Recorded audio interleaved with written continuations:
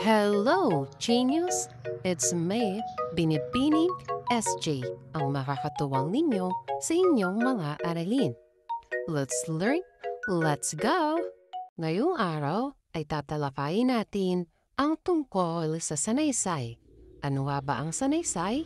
At ano ang tatlong bahagi nito?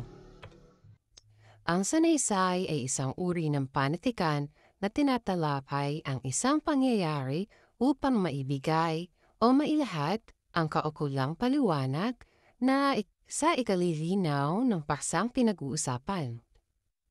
Yan, kailangan kapag gumawa tayo ng sanaysay ay mayroon tayong isang paksang tatalakayin. Ibig sabihin dapat meron na tayong agad na pagtutuunan ng pansin para hindi na tayo maligaw sa paggawa ng ating sanaysay. At ang isang paksang ito, ang isang pangyayari o isang issue ay kinakailangan nating mailahad ang kaukulong paliwanag. Ibig sabihin, dito natin siya maidetalye at dito rin natin sa sanaysay mabibigyang linaw kung ano nga ba ang ibig sabihin ng issue ito o pangyayari batay sa iyong kaalaman. At narito ang unang bahagi ng sanaysay, ang panimula. Dito ipinakikilala ang paksa at layunin ng sanaysay. Ibig sabihin, umpisa pa lamang, kailangan ay masabi na ninyo kung saan ito tungkol. Ngunit hindi ito direkta.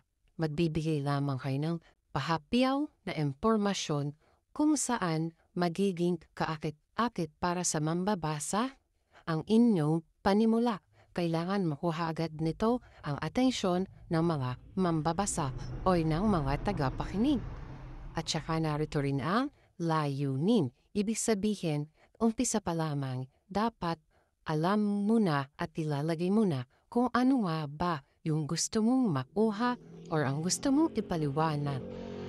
Meron kang layunin para hindi magkaroon ng kalituhan kung ano nga ba ang dapat mong ilagay sa iyong sanaysay. Ang pamalawa ay ang katawan. Dito ipinapaliwanag ang mga detalye ng paksa at ang opinyon o pananaw ng manunulat.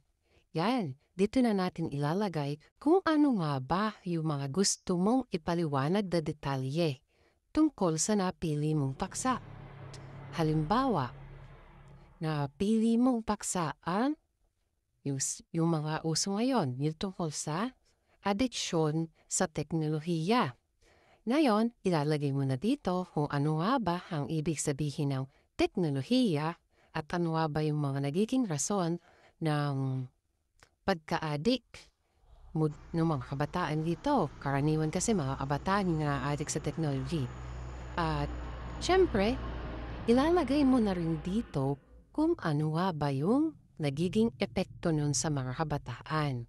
Yan, dyan mo na ididetalye ng buo at malinaw ang mga nais mong iparating sa iyong sanaysay. Doon mo siya dapat ilagay sa katawan. Yan, kailangan maidetalye mo ng maayos sa katawan ang mga tungkol sa iyong paksa.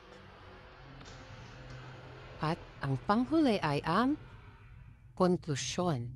Dito, binubuod ang mga ideya at opinyon ng mga manunulat at naglalagay ng katapusan sa sanaysay.